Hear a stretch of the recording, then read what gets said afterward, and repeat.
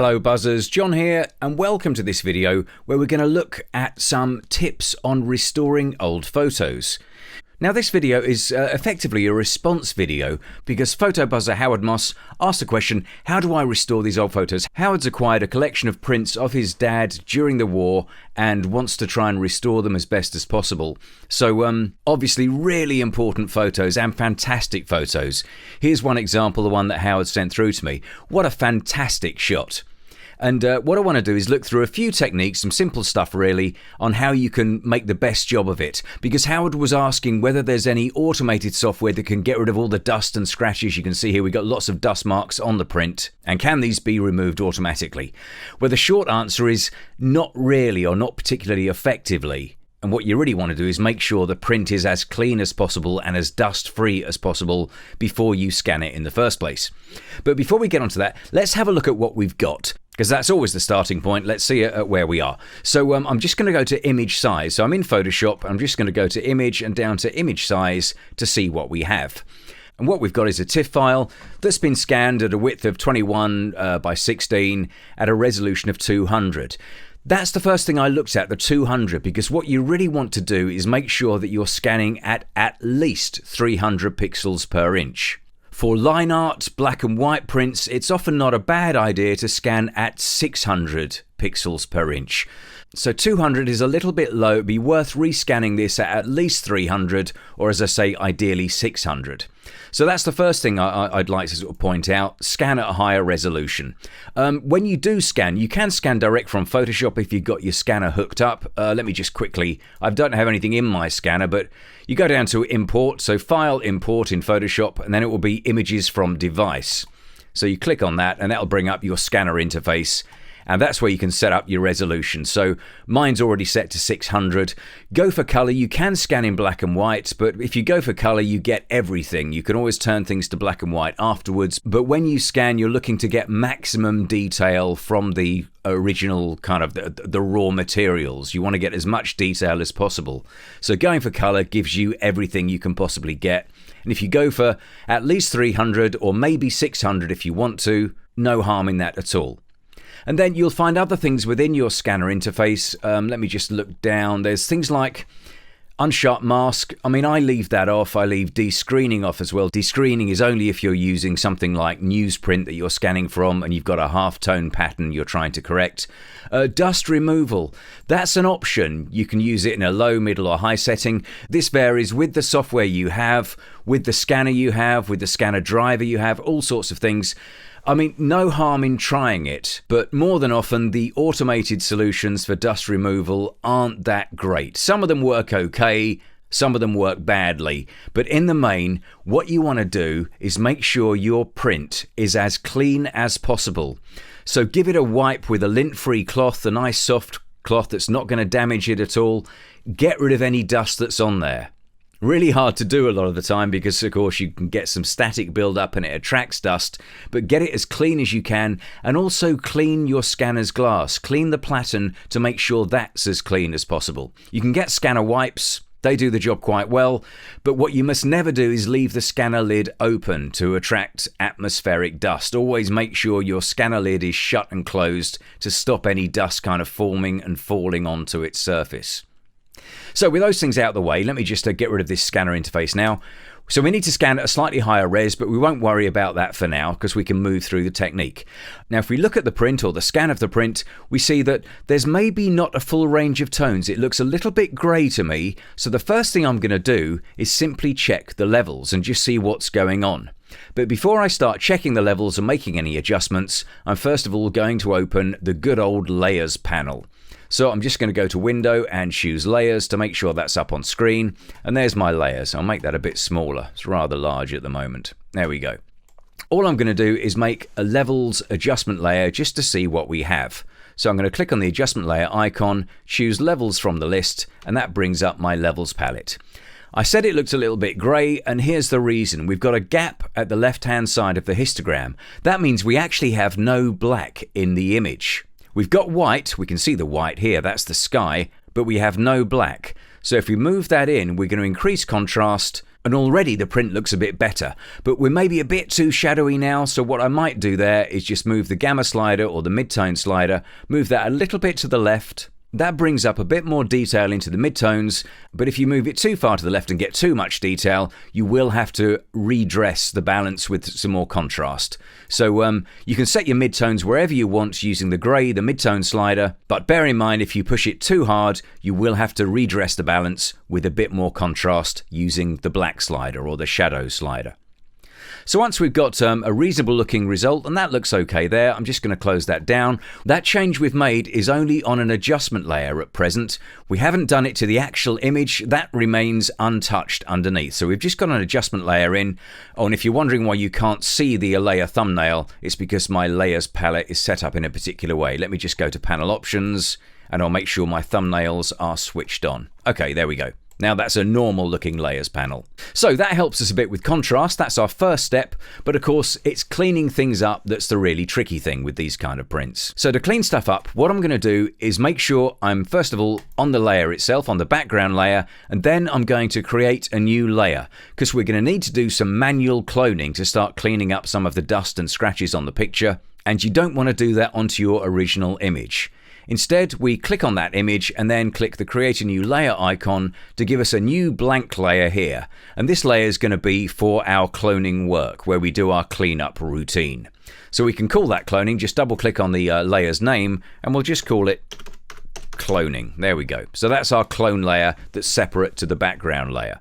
So if we zoom in, I'm just going to zoom in with my scroll wheel. We can see that there are some problems around here. There's a blob here that shouldn't be there.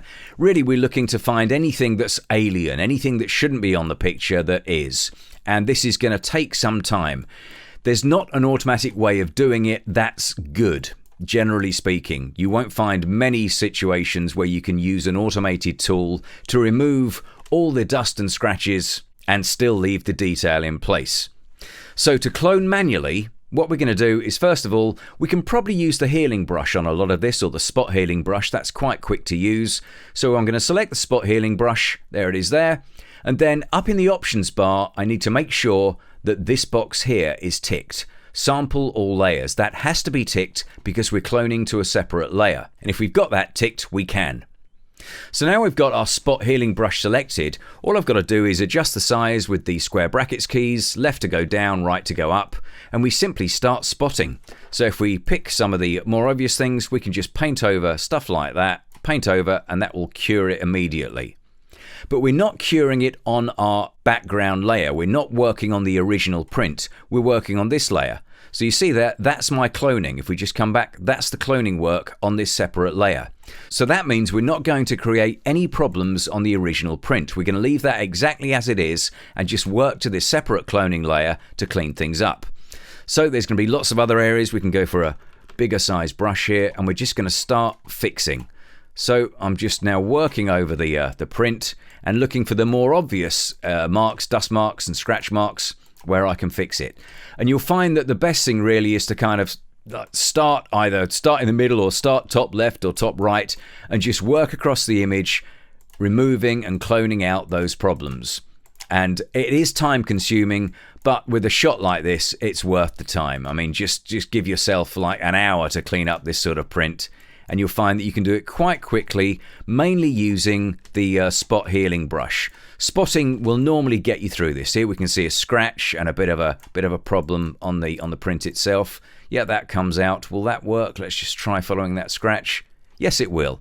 So the spot healing brush is the perfect tool for this. It's an automated tool, but that works really well to sort out these kind of problems. And it will generally go in, if you find you got a bit of a problem there, that one didn't work so well, so I'm going to hit Control or Command and Z. When you have a specific textured area, you may need to switch to a different tool to sort that out. And this one may need some manual cloning. So we click the Clone Stamp tool instead, and once more we have to make sure that we've got the sample box set to all layers. So we set that up to all layers, and now that's set, that's not going to change. So we can now clone to our separate cloning and healing layer here and not worry about having to clone right over the actual background picture. So let's change brush size. I now need to pick a sample point. So I think something around there would be good. So I'm going to hold down the Alt key and click. That targets that point there. And now I'm going to paint the pixels of that point over this area here. And that isn't so good, so I'm going to borrow from another point. Just try again. Let's try this. That's it. That's working okay. And we start repairing as we go. Now, this obviously is heavily time consuming, but it's the only real way to get a good job at high resolution. You can see we've got a lot of dust marks, so we're going to have to be pretty much hands-on with either the clone stamp tool or the healing brush tool to start fixing all these various problems. And you can see as you paint away and you start getting rid of them, it doesn't seem to take too long, and if you work quite quickly, you can generally get stuff spotted and get dust marks removed in a reasonable kind of time. And you'll find that before long, your cloning layer is starting to look quite comprehensive. That's all the stuff I've done so far on this image. Quite a lot of cloning work, but of course it's all kept separate from the image itself, so we're not creating any damage to our carefully considered scan. Right, so let me just try a few more bits. Here's some light areas in the sky. They're problematic. We can see here that it is indeed a color scan, so we've got some different colors. We could just take those things out. It's really quick with the spot healing brush. That's what it's for. It is an automated tool, but not as automated as something that you can simply apply globally across the entire image and say, identify all the bits I want to be sharp by reading my mind, and then remove all the bits that I don't want to have showing. You know, it's not a mind reader. So when we get into trickier areas, let me just see, no, that's a badge, that's okay, that's real. Let's just look down. I think that's artificial there, so we'll just go down with a smaller brush and we'll use the spot healing brush. There we go. And we can do a reasonable job fairly quickly on cloning various areas out. That worked. You're always looking out for where you've left a telltale mark or a telltale sign. That didn't work there, so let's undo that. We need the clone stamp tool on that one. So let's go in tight. Smaller brush, we'll pick this area here and just clone that out. This area, clone it out. I'm alt clicking to target a particular point. That's done a decent job there. That's all good. And now we'll go back to the spot healing brush and we can keep working away, trying to clean up and restore our print. You'll find if you pick most of the obvious marks, your image will soon start to take shape and start looking a lot better. Is that real or is that? I'm not sure in this area here. I think that's probably an artificial dust mark, but that's too big for the brush to deal with, so I'll just undo those changes. I'm going to have to clone that out instead. So back to the clone stamp tool, and we need to borrow from an area we can use. You've always got to borrow from within the picture, obviously, so you get the right level of texture, but I'm going to try and fix this bit here. That could be a little bit tricky, but we'll use a bit of that area. Then we'll use a little bit of this area here. I'm just borrowing to find the best blend I can get to repair those kind of areas. Let's just try this bit here. That doesn't look too bad. I think we'll get away with that. Maybe we need a little bit more from over here. We'll borrow from that leg. Check the color. No, that's too bright. Undo, undo. Let's go in here instead. Just trying to get rid of those texture marks that have been left. That looks okay now. So that's really the way to do it, and there is no shortcut.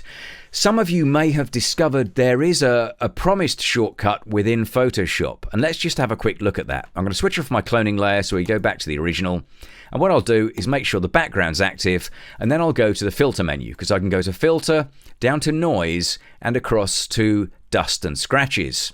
So if I hit on dust and scratches, I bring up the dust and scratches dialog, and that gives me the option, or at least it makes the promise, that I can remove dust and scratches from the image. Now that's true. I can remove all the dust and scratches in the picture. Let me just zoom in a bit. There we go. We can see the preview box here. This is what's going to happen when we use it, and we can see on the image itself the impact it has on a larger scale. Now if I move the radius up, I can remove all the dust and scratches, but the sad thing is I will also remove all of the detail. So clearly this wouldn't be acceptable, though we have no dust and no scratches anymore, but we also have no discernible detail left. So yes, it does work in removing dust and scratches, but it also ruins the picture by kind of smoothing it out and waxing it out, and that isn't acceptable.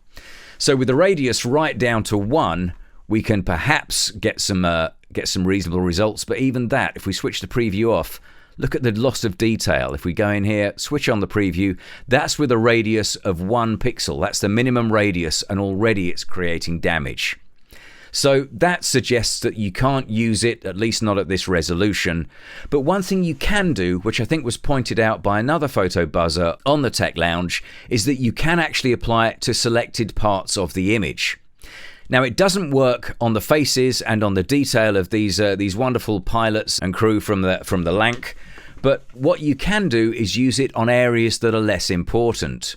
So if we just switch it off for the time being, what we could do is make a selection. We use the selection tool, and we can make a selection around the areas where we may get away with applying our dust and scratches. We'll need to clean up those other bits manually, but if we were to select around this part of the image, go all the way around the outside, we could use dust and scratches on this area where we don't need so much detail, and we could then rely on our manual retouching for the air crew and the ground crew. So what I'm saying is you can do your hard work, your manual cloning work on this area, and perhaps leave the dust and scratches filter to take care of this larger area.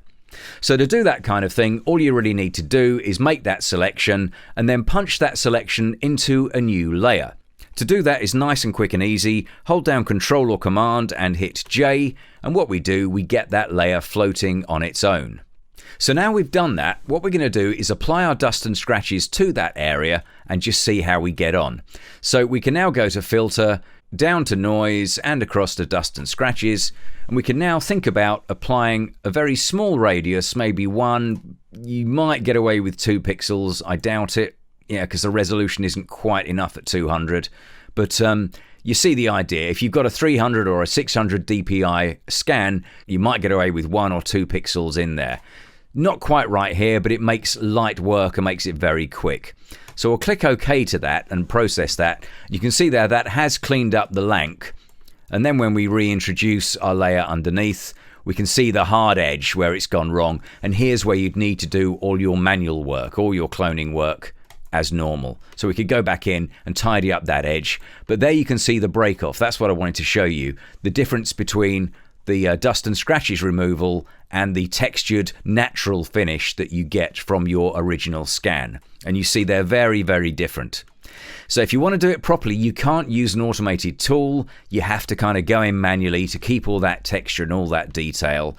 And that's the way I'd always do it. Try and make the print as clean as possible in the first place, and then it's a manual task with the spot healing brush or the clone stamp tool to go in and try and fix it as best you can. And of course the other part of restoration was that little levels trick where we added a levels adjustment layer to actually nip up the contrast and make things look a little bit better. The other thing you might want to do is a bit of toning work. Now toning is quite simple and straightforward, and sometimes these kind of old prints can look great with a bit of warm tone or a bit of cool tone or a bit of sepia toning. And that's easy to do. If you want to add some color toning, you can do that just simply by making a hue saturation adjustment layer. So if we click on the top layer at the moment, that's our levels adjustment layer where we've nipped up the contrast. All we have to do is click on the adjustment layer icon and we'll choose hue saturation from the list. Now in this particular box here, all we've got to do is tick the colorize box and that will automatically give us some color toning. Now what I suggest you do to pick your color, first of all, set the saturation quite high, about 50%, and then you can choose what color you want. You might want a kind of a sepia at around 30 or so, or you might want a cyanotype at around sort of 220, that kind of area.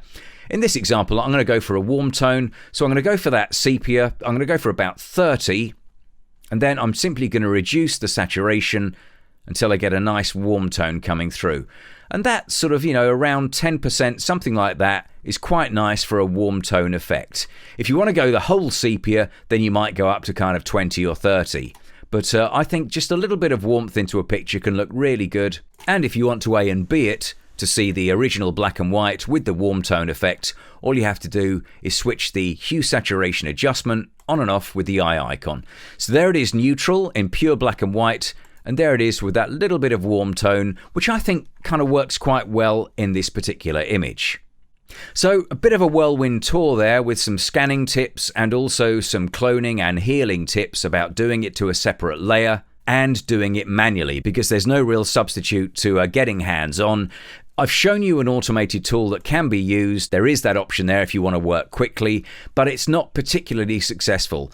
Sort of okay for out of focus areas, but as we can see, there's lots of texture in the print itself, and that's part of the image. It's part of its character. So when you lose it and smooth everything out, you start to lose something of what the image actually is. So I would recommend you take your time, look at it as a job of work, and actually spend some time doing things manually to clean up the print. All right, well, I hope that was helpful. Just a few tips there on restoring old prints. Get your scan as clean and as good as possible, and make sure you've got lots of resolution in the scan. That's number one. Then number two, go in manually, but always clone to a separate layer so you don't damage the original scan. Then if anything goes wrong with your cloning layer, you've always got your original to fall back on. All right, well, I hope that was helpful. Thanks for watching, and I'll see you next time.